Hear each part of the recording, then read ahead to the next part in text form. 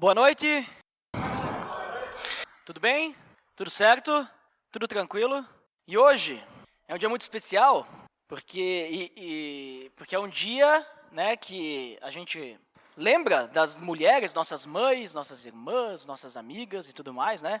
Mas a nossa mensagem não vai ser relacionada com o Dia da Mulher, né? Mas ao mesmo tempo pode ser sim, né? Depende como a gente interpretar. Mas antes disso, gostaria de parabenizar então a todas as mulheres que estão aqui, né? Então sintam-se parabenizadas pelo seu dia, um dia muito importante para demonstrar que a mulher, ela não deve ficar atrás do homem, mas andar junto com o homem, né? Estar ao lado dele. Ela também tem as suas possibilidades. E a Bíblia ela é bem clara nisso, apesar de muitas pessoas interpretarem a Bíblia dizendo que a mulher é sempre colocada em segundo plano. Na verdade, quem interpreta dessa forma e quem agiu dessa forma foram os homens. Mas como o Predebon mesmo falou agora há pouco, que o próprio Jesus reconhecia o valor da criança, que naquela época não tinha valor algum, né? Então, para ti poder ter valor como pessoa, tu precisava chegar a uma certa idade.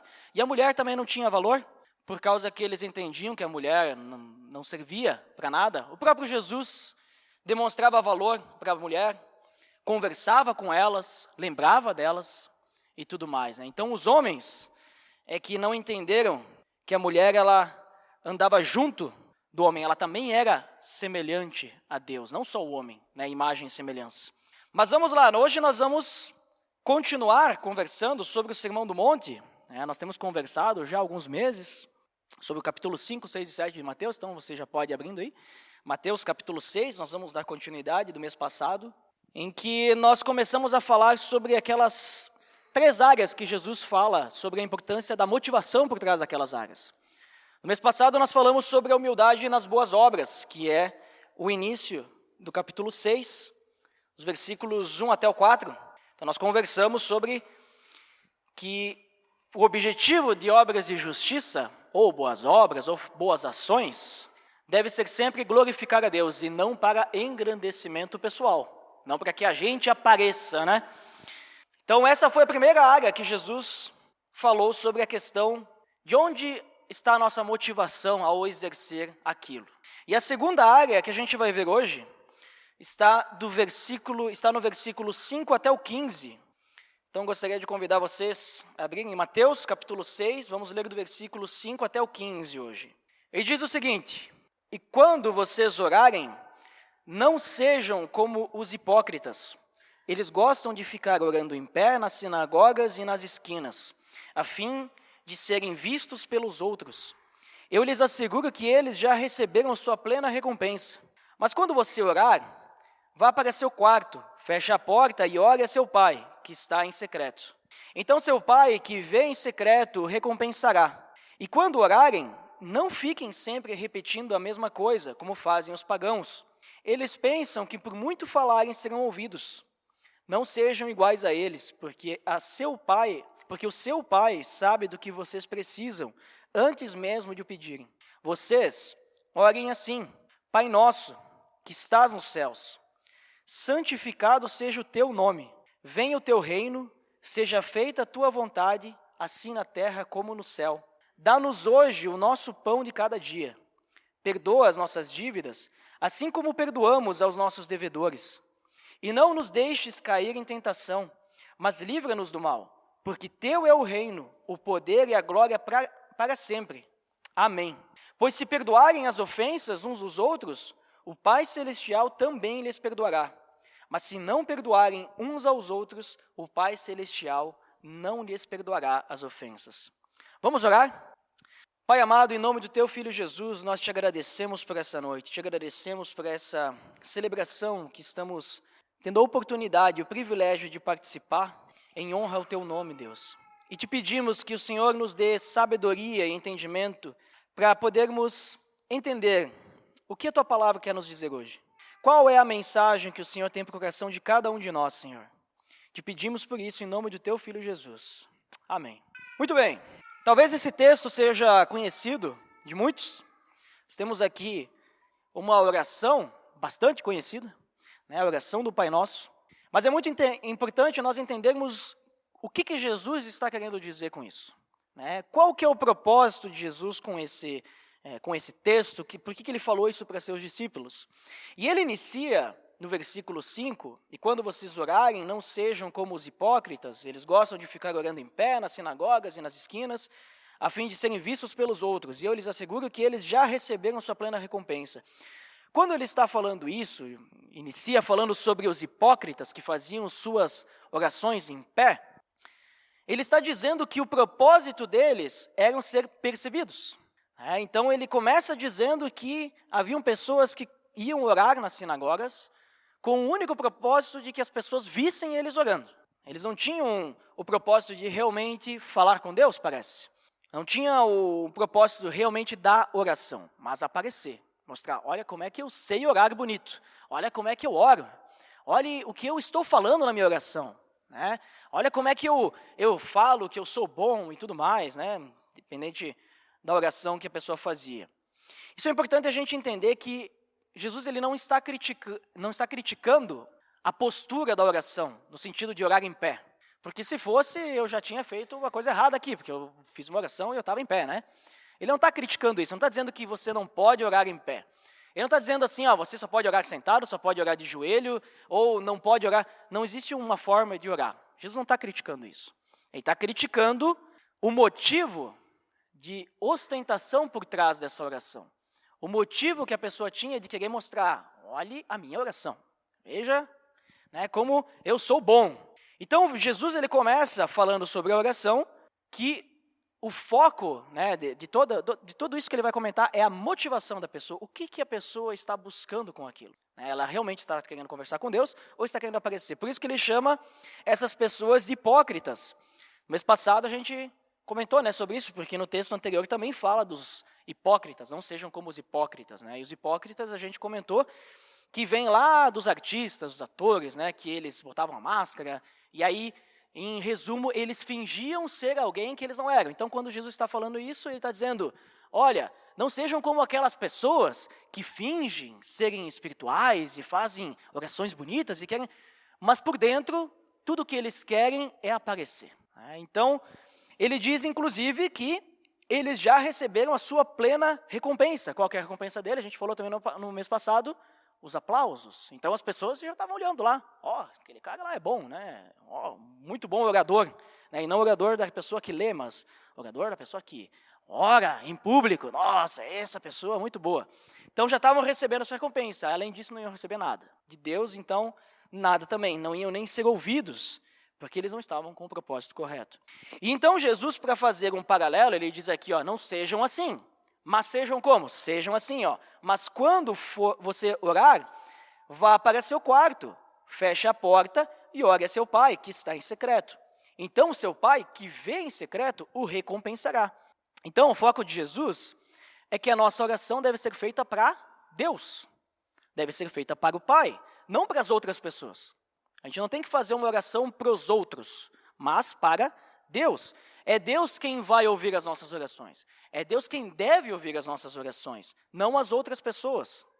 E aqui é importante citar, então, porque a gente vê, mas quando você orar, vá para o seu quarto, né? Vá orar em secreto. Aí a gente pode pensar, então quer dizer que eu não posso orar na frente das outras pessoas. Quer dizer que Jesus está falando isso. Não, Jesus não está falando isso. Jesus ele não está proibindo a oração pública. Como nós já temos orado aqui nessa noite algumas vezes, Jesus não está proibindo isso, ele está condenando o propósito, a motivação. A oração ela tem que ser feita para Deus, até mesmo quando ela for pública. Quando ela for pública, por exemplo, quando eu vou orar aqui, ou quando a gente estiver em um grupo para orar, ou quando a gente estiver no grupo de relacionamento, quando eu estiver com o meu alvo evangelista, quando eu estiver fazendo discipulado com alguém, quando eu estiver orando por uma pessoa, um amigo, não sei, junto com ela, o meu propósito, o meu objetivo é conversar com Deus e não orar para a pessoa ver como é que eu oro, né, ou aparecer. Então é disso que Jesus está falando. Então quando alguém pedir para você orar em público, ou seja, alguém pedir para você, ora por mim aí agora, ou pedir para você orar na frente de várias pessoas, né? Quando alguém pedir para você fazer uma oração pública, então concentre-se em dirigir-se a Deus.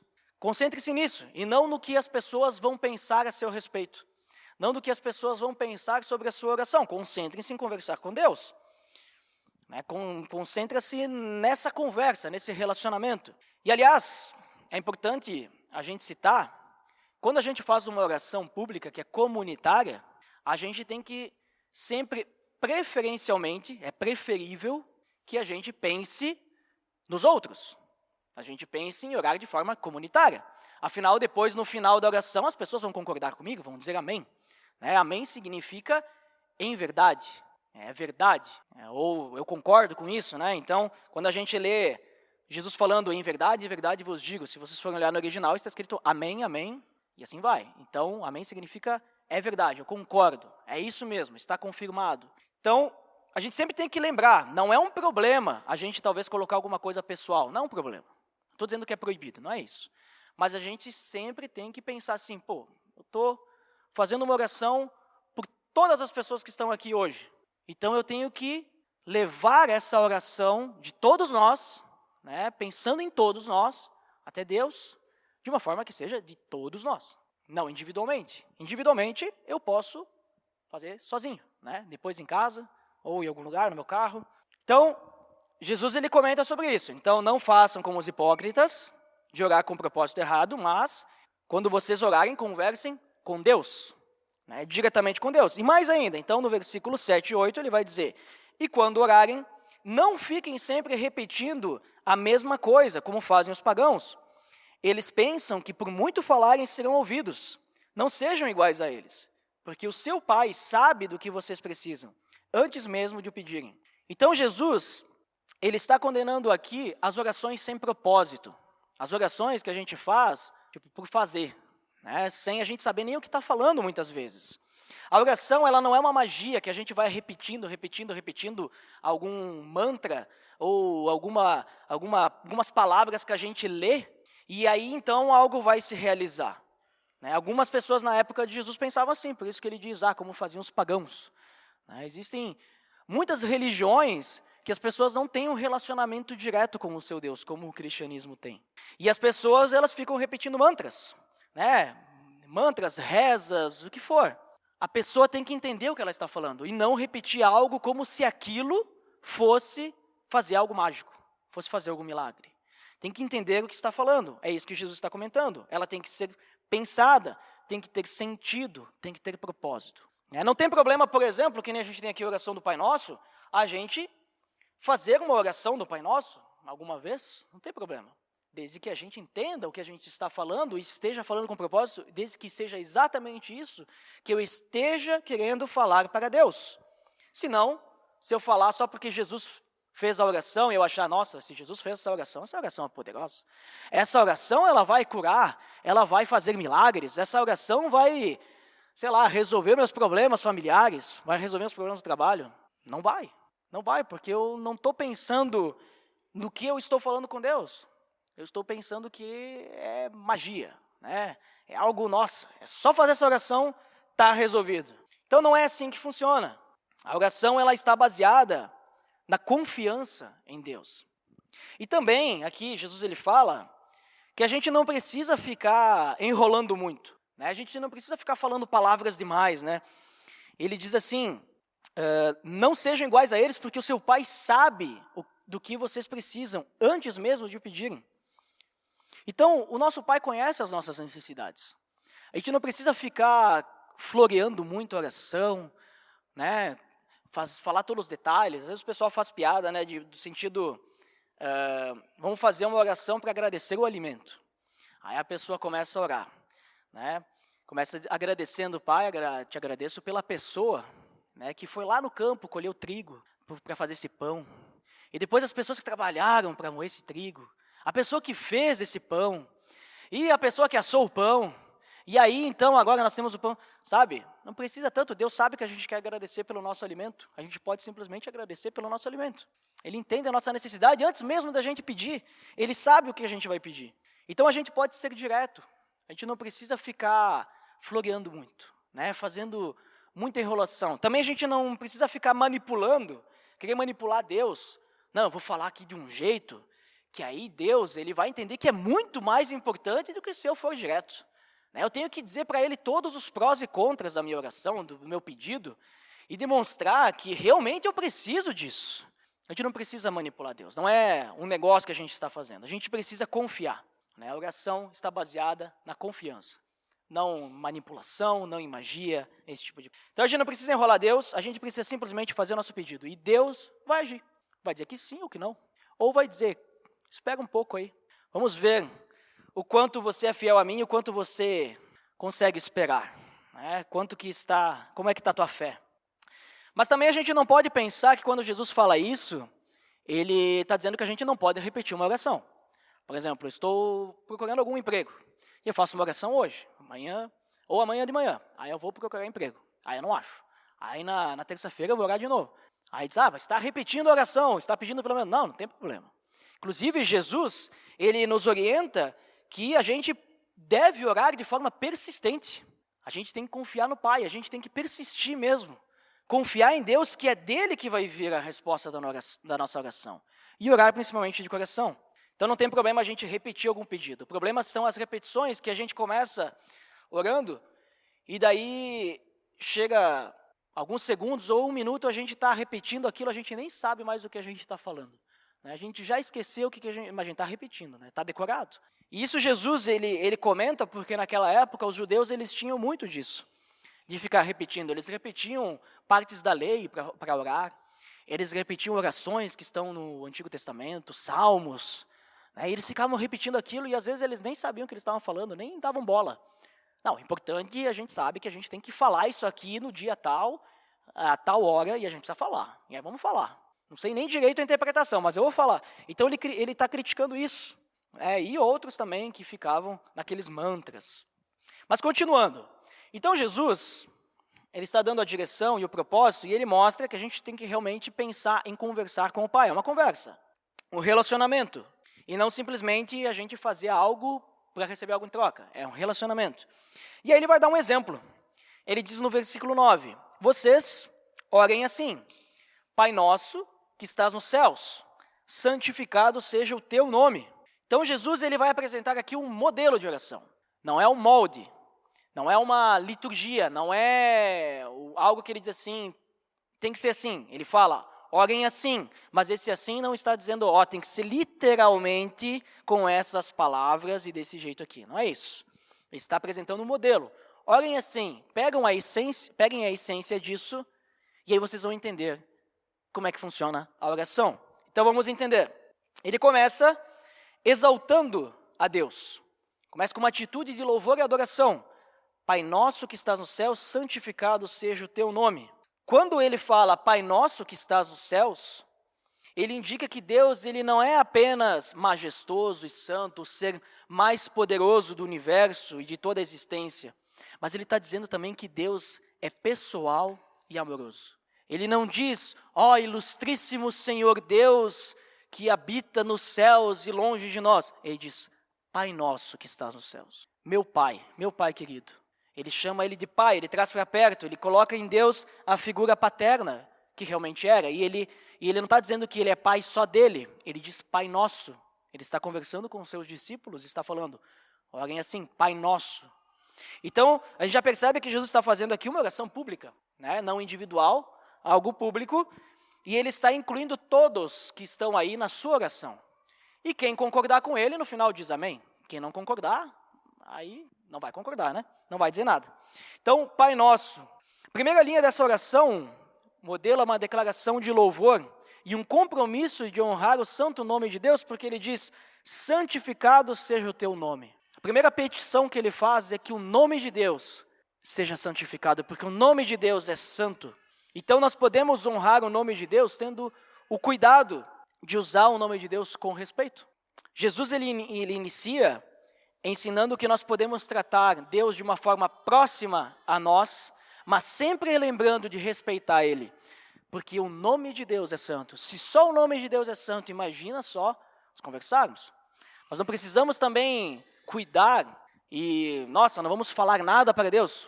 Não, nós temos que realmente colocar os nossos pedidos, mas lembrando, Ele é nosso Pai, Ele está próximo de nós, está junto de nós, mas Ele merece respeito, porque o nome dEle é santo. Ele deve ser santificado. ele deve ser glorificado a todo momento. E então ele diz, venha o teu reino, seja feita a tua vontade, assim na terra como no céu. Esse venha o teu reino é uma referência ao reino espiritual de Deus, não ao reino lá de Roma. Então ele não está dizendo assim, venha o teu reino para uma libertação de Israel naquela época. Ele está falando do reino espiritual de Deus. E hoje nós já estamos vivendo no reino de Deus. Nós temos o reino de Deus nos nossos corações. Lucas 17, 21 diz, o reino de Deus está entre vocês. Ele fala sobre isso. Está entre nós o reino de Deus. Nós já estamos no reino de Deus. Mais à frente, nós teremos o reino completo. Nós vemos em Apocalipse no final, Apocalipse 21, nós vemos que então, quando todo o mal for destruído, Deus vai estabelecer o seu reino aqui na terra. Ele vai estabelecer um novo céu e a nova terra. Então, ele está pedindo, venha o teu reino. Que o teu reino realmente faça parte das nossas vidas. Não quero viver em outro reino, eu quero viver no teu reino. Quando a gente ora falando, seja feita a tua vontade, assim na terra como no céu, a gente não está se entregando, nos resignando ao destino, aquilo que já está preparado a nós. Não é algo assim, agora vai ser de qualquer jeito. Não é isso. Mas nós estamos orando para que a vontade que é perfeita, a vontade do Pai que é perfeita, seja feita nesse mundo e também no mundo que virá, né? Depois que o reino dele for estabelecido. Então a gente está pedindo para que a vontade dele seja feita. E Deus, ele realiza a sua vontade aqui na terra, em grande parte por intermédio de pessoas como eu e você. Ele realiza a sua vontade através de pessoas dispostas a obedecer a ele. Pessoas que estão dispostas a andar segundo a sua vontade. Pessoas que estão dispostas a viver o reino de Deus. Então essa parte da oração, ela permite que nós nos ofereçamos como pessoas que fazem a vontade de Deus, pedindo a Ele que nos guie, que nos dê a direção para que a gente possa andar no seu caminho, que Ele nos lidere, que Ele nos dê os meios para que a gente possa realizar a sua vontade, para que Ele nos dê os meios para que realmente o seu reino seja estabelecido aqui. E então, nesse ponto da oração, Jesus ele convida o reino de Deus. Ele não quer outro reino, Ele quer que seja o reino de Deus. Ele é o reino do Pai, que seja presente, que venha logo também o fim. Mas que diante de tudo que a vontade dele seja feita. É uma entrega total ao Pai. Quando a gente chega nesse ponto da oração, a gente está se entregando. A tua vontade, Deus, a tua vontade, meu Pai, tem que ser feita. Então, seja feita a tua vontade. Então, aqui são mais duas petições para Deus. E aí a gente começa agora a olhar que Jesus ele começa a fazer alguns pedidos pessoais. E não pessoal só para ele, mas para todos que estavam ali. Dá-nos hoje o nosso pão de cada dia. Então, Jesus está pedindo por uma necessidade diária. Quando nós oramos por isso, dá-nos hoje o nosso pão de cada dia, nós estamos reconhecendo que Deus é o nosso sustentador e provedor. Nós estamos reconhecendo que Deus é soberano e nada acontece se não for da vontade dEle. Então, nós reconhecemos que é só por Ele que nós vamos ser sustentados. Então, nós pedimos, Deus, dá-nos hoje o nosso pão de cada dia. É um equívoco a gente pensar que nós podemos atender às nossas necessidades. Que nós sozinhos, sem Deus, vamos conseguir. Mas as pessoas que não têm a Cristo, que não têm a Deus, elas trabalham e elas conseguem garantir o seu sustento. Sim, conseguem. Quem que fez tudo? Quem criou os céus e a terra? Quem criou todos os animais, as plantas?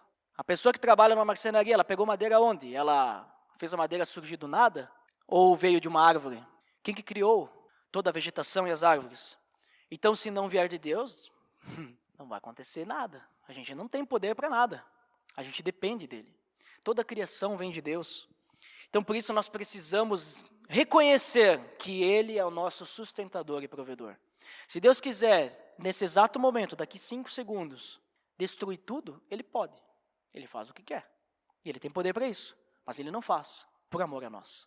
E Ele entregou tudo para que a gente pudesse viver. E também Ele deu tudo para que a gente pudesse voltar a ter um relacionamento com Ele.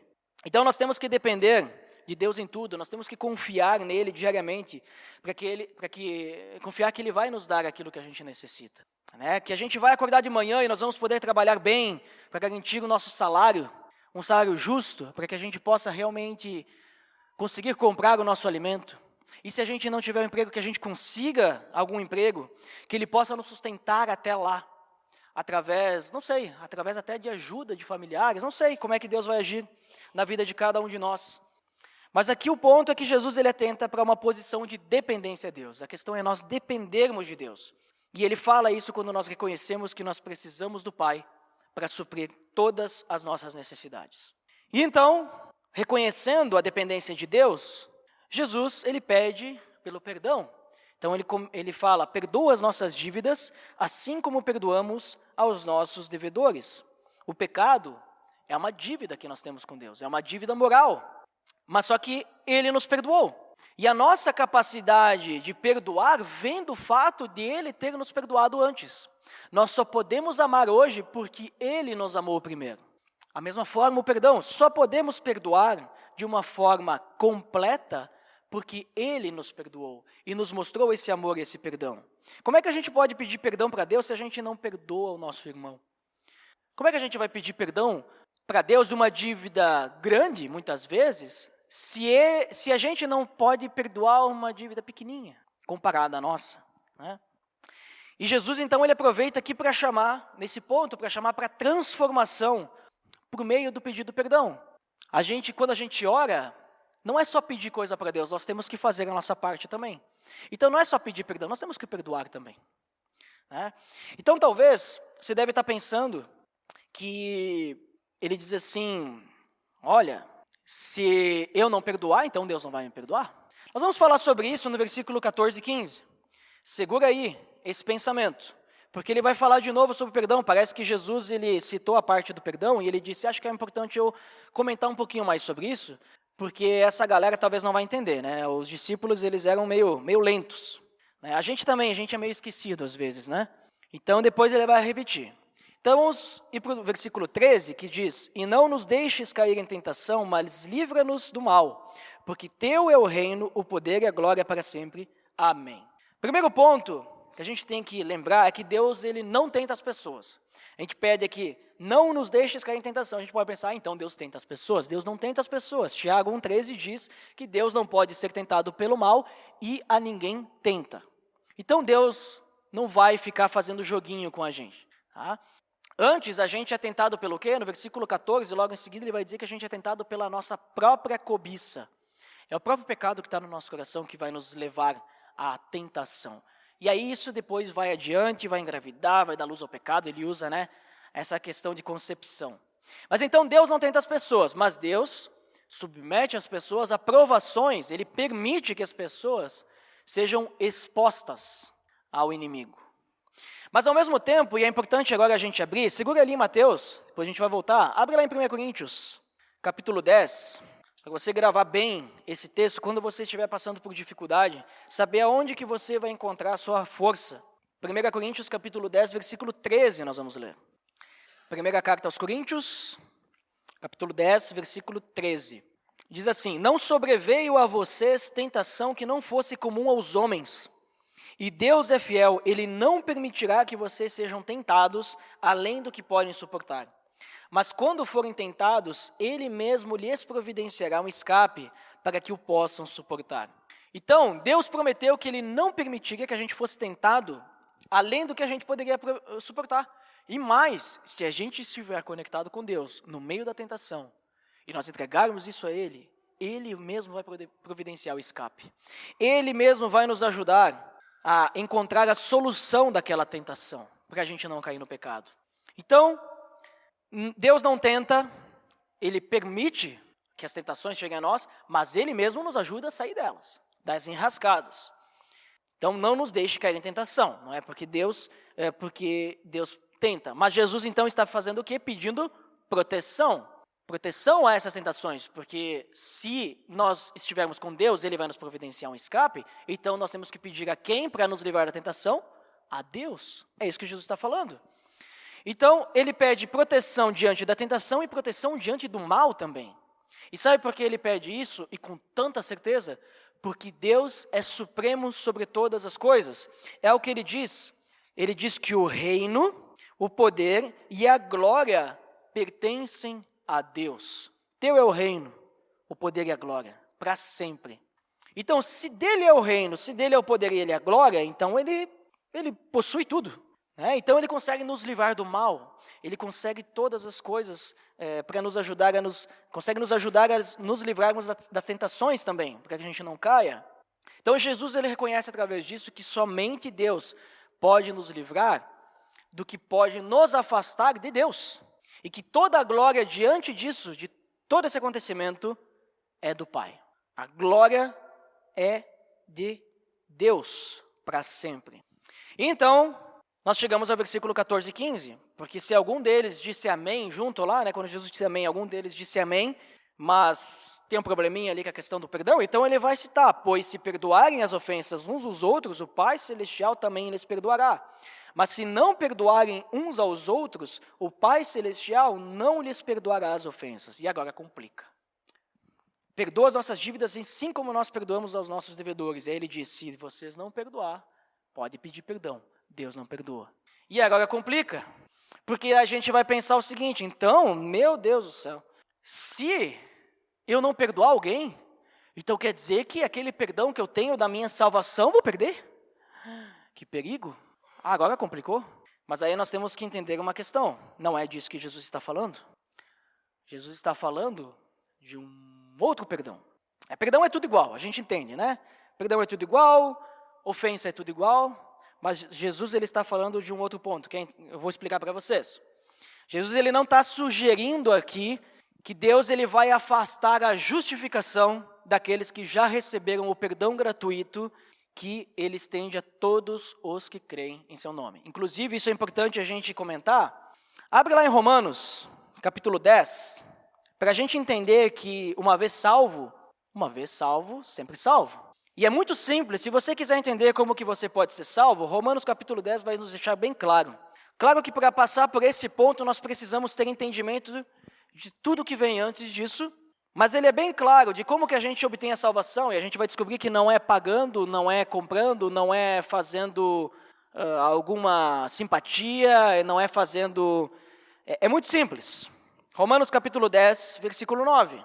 Se você confessar com a sua boca que Jesus é Senhor e crer em seu coração que Deus o ressuscitou dentre os mortos, será o quê? Salvo. O que a gente precisa fazer para ser salvo? Vamos lá? O que a gente precisa fazer? Confessar.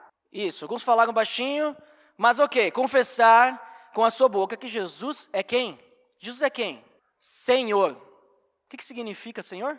Quer dizer que ele agora vai ser dono da minha vida, né? Senhor, eu sou o servo dele a partir de agora. Ou seja, a minha vontade não é mais a minha vontade. Tudo que a gente precisa, a única coisa que a gente tem que fazer para sermos salvos é confessar que agora Jesus é o Senhor da minha vida. E crer, claro, que ele ressuscitou dentre os mortos. Vem alguns passos antes para a gente chegar nesse ponto e a gente tem entendimento disso tudo. Mas o cerne está aqui. E no versículo 13 ele diz, porque todo aquele que invocar o nome do Senhor será salvo. Ele não vai rejeitar ninguém. Ele não vai dizer assim, você é muito pecador aí na sua vida, então eu não vou aceitar aí a sua confissão aí. Não, se for de coração e se for com entendimento, se confessar, vai ser salvo. Ele não vai rejeitar ninguém. Né? Muito bem, então é isso que a gente precisa para ser salvo. E aí, a gente chega ali no ponto que ele diz ali do perdão, e a gente pensa, então beleza, eu sou salvo agora, eu tenho o perdão dos meus pecados, eu me arrependi da minha vida que eu levava, eu creio que Jesus Cristo morreu para me salvar, que ele ressuscitou, eu reconheço que eu necessito dele, que a única forma de eu chegar ao Pai é através de Cristo. E agora eu confesso que ele é o meu Senhor.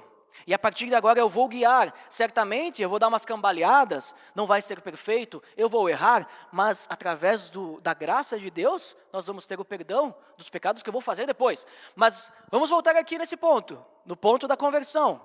Sou salvo, todo o pecado que eu tinha foi pago, inclusive o que eu vou cometer, mas já foi pago. Então nós somos justificados, E aí a gente lê que se não perdoarem uns aos outros, o Pai Celestial não lhes perdoará as ofensas. Aí fica complicado. Será que é uma incongruência aqui? Será que Paulo não leu o que Jesus falou? A questão é que esse sentido, o perdão, é diferente. Não é aquele perdão de uma permanente e total absolvição da culpa que a gente tem e da pena que a gente teria se continuássemos sem Deus. Não é esse perdão. Esse perdão nós já temos. Nós acabamos de ler. Inclusive, outros textos vão falar. João, capítulo 5, versículo 24, diz: quem ouve a minha palavra e crê naquele que me enviou, tem a vida eterna e não será condenado. A gente não vai perder essa salvação. A gente não vai perder aquele perdão que nós já fomos perdoados e já está justificado. Nós somos apresentados justos perante Deus. Não vai. Romanos 8:1 diz que já não há condenação para os que estão em Cristo Jesus. Então não há condenação. Se eu pecar agora, a salvação eu já tenho. Também Efésios 1:7 diz que nele temos a redenção por meio de seu sangue, o perdão dos pecados. Através de Cristo nós já estamos redimidos. Mas então do que ele está falando aqui? Que perdão é esse? Acontece que diariamente nós vamos errar. E nós vamos precisar pedir perdão por esses pecados. É isso que Jesus está fazendo. Não está pedindo perdão da sua vida anterior. Ele está ensinando, olha, peçam perdão pelos pecados que vocês vão cometer diariamente. Porque a Escritura também ensina que Deus pune os seus filhos desobedientes. Hebreus capítulo 12, versículos 5 ao 7, vai comentar que o Senhor disciplina aqueles que ama. O Senhor disciplina aos seus filhos, assim como um pai disciplina um filho, porque quer que o filho cresça. Então, no momento que a gente peca, nós vamos sofrer as consequências, seremos disciplinados, mas ao mesmo tempo, em 1 João 1,9, diz o quê? Se confessarmos os nossos pecados, Ele é fiel e justo para nos purificar de toda injustiça. Então, se a gente confessa o nosso pecado, nós somos perdoados.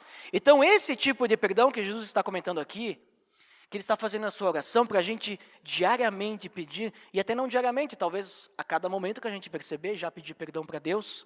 Esse tipo de perdão é aquela limpeza que a gente tem diária do nosso coração, uma limpeza que faz com que o nosso coração fique sujo com o pecado. Não é uma repetição daquela grande faxina que foi feita no nosso coração no momento que a gente foi justificado. Não é disso. É como se a gente fosse, por exemplo, lavar os pés ao invés de tomar banho, porque banho a gente já tomou. A gente tomou um banho e a gente andou de pés descalços na casa, né? E daí a gente, antes de dormir, vamos lavar os pés, porque os pés estão sujos. Sabe onde é que eu tirei essa ideia? De Jesus, porque Jesus, né, na noite em que ele se reuniu na última ceia, vocês lembram o que ele fez? O que ele fez com os discípulos? Alguém chuta aí? Alguém lembra? Lavou os pés dos discípulos. Aí vocês lembram da reação de Pedro, o que ele fala? Se vocês estão anotando, está lá em João 13. Vocês lembram da reação de Pedro? Ele diz, não, Jesus, tu não vai limpar meus pés, não vai lavar meus pés, porque lavar os pés era a coisa mais baixa que tinha que ser feita, né? Não vai lavar meus pés. Aí Jesus diz, não, mas convém que isso aconteça. Ele tinha um propósito com aquilo. Aí Pedro diz o quê? Não, mas então assim, não quero que tu lava só os pés, eu quero que tu lave tudo. Me dá um banho, então, né? Vamos fazer o serviço completo. Aí Jesus, ele fala o quê? Ele diz que, não, eu não vou te dar um banho, porque quem já se banhou, só se banha uma vez, né? Mas convém que vocês lavem os pés. Quem já se banhou, todo o seu corpo já está limpo, né? Já está limpo. Então, ele está fazendo essa representação. Vocês não precisam do perdão de todo o pecado da sua velha vida, vocês não vão perder essa justificação. Mas diariamente nós precisamos lavar os nossos pés, né? Porque a gente já foi lavado daquela crosta, né? Pensa numa fuligem, numa lama que estava até dura, aí ele teve que vir até nós com um martelinho lá para quebrar toda aquela lama, e aí já foi, estamos justificados. Só que diariamente a gente vai lá e se mexe com a sujeira de novo, e a gente precisa dar uma limpadinha. Né? Então é disso que Jesus está falando. Paulo, inclusive, para mostrar que Paulo não estava contra Jesus, em Filipenses capítulo 3, ele dá o seu próprio testemunho. Ele fala, nos versículos 8 e 9, que ele já está justificado. Inclusive que a sua velha vida, para ele, não importa mais. Aquilo para ele até compara, ele diz aquilo lá era perda, né?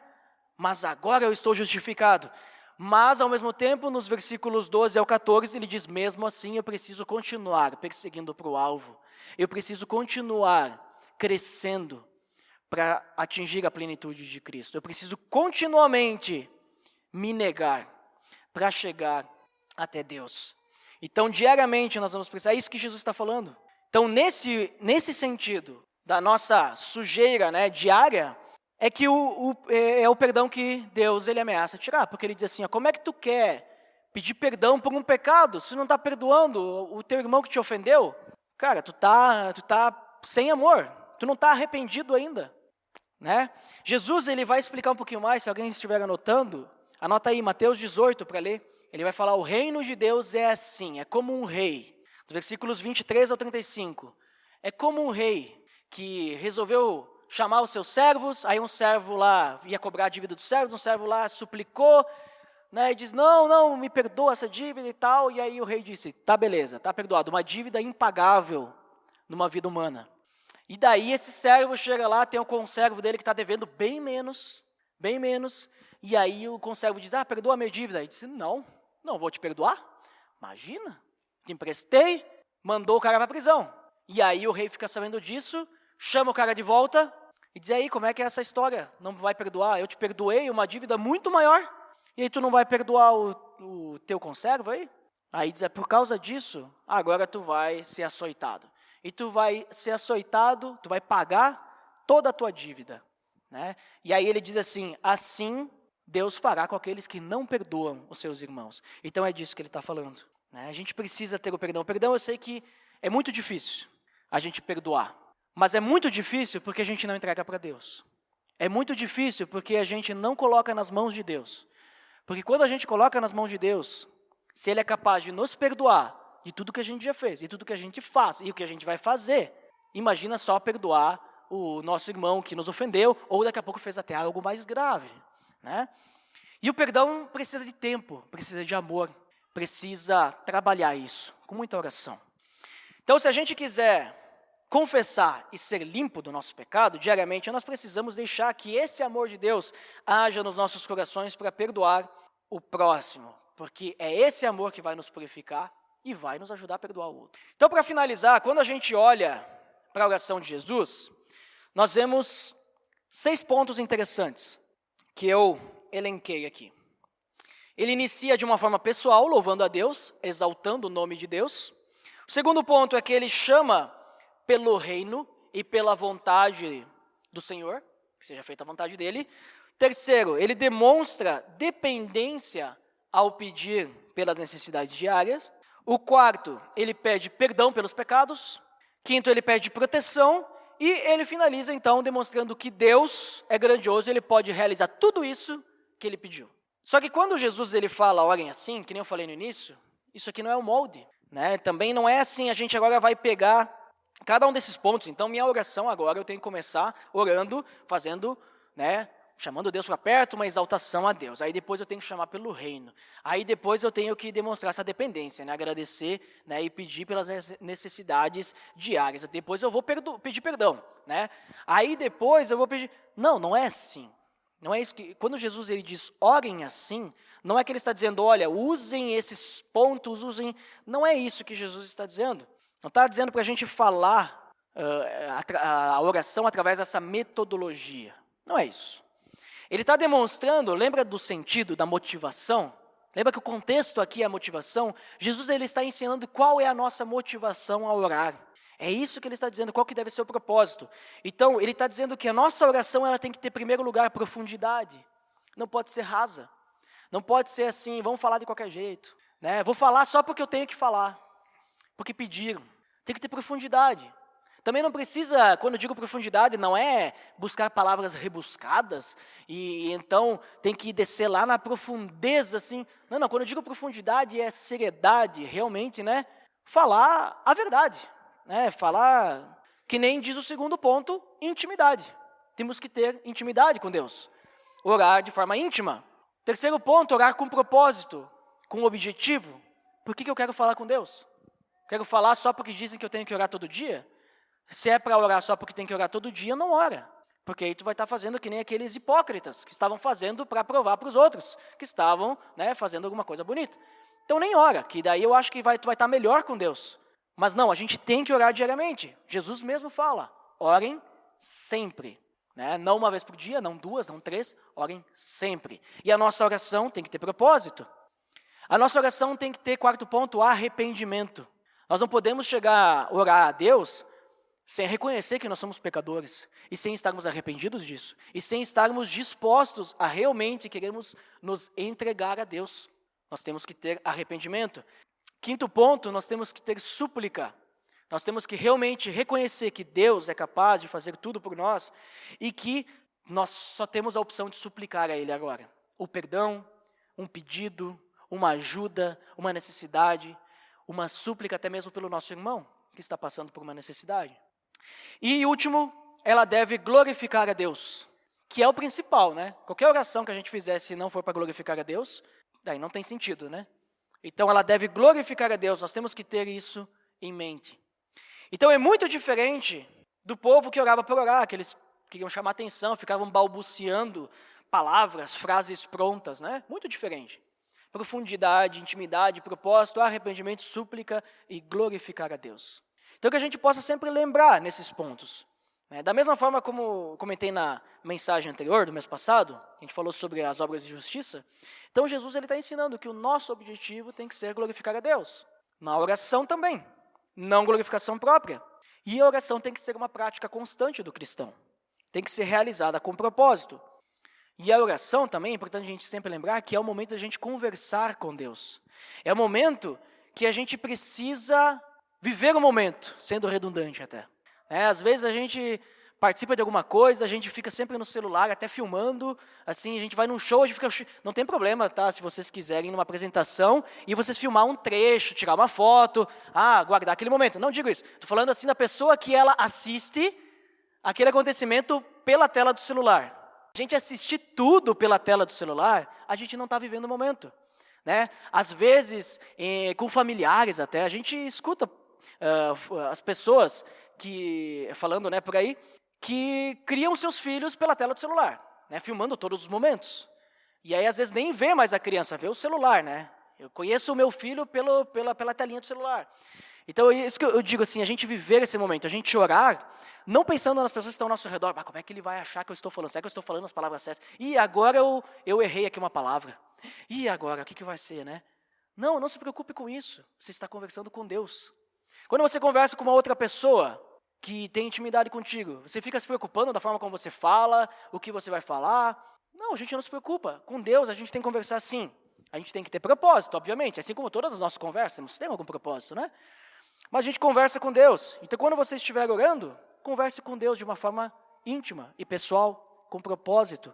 E quando estiver na frente de outras pessoas, não se acanhe. Eu sei que tem algumas pessoas tímidas, têm dificuldade, porque, o que os outros vão pensar e tal. Mas não se acanhe. Se tiver que orar em público, não se preocupe no que as pessoas vão pensar. Se preocupe, ou melhor, não se preocupe, mas pense apenas no que você está falando com Deus. Você não tem que provar nada para ninguém.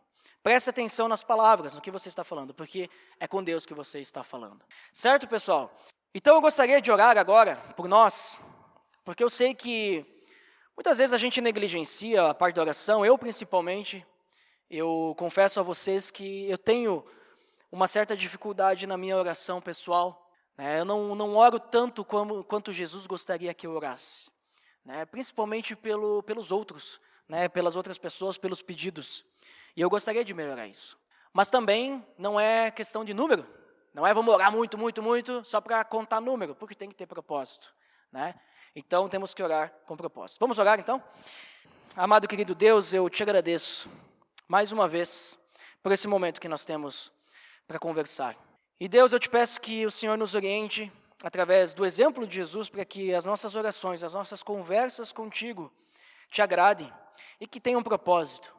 E que a gente possa abençoar muitas vidas através das orações.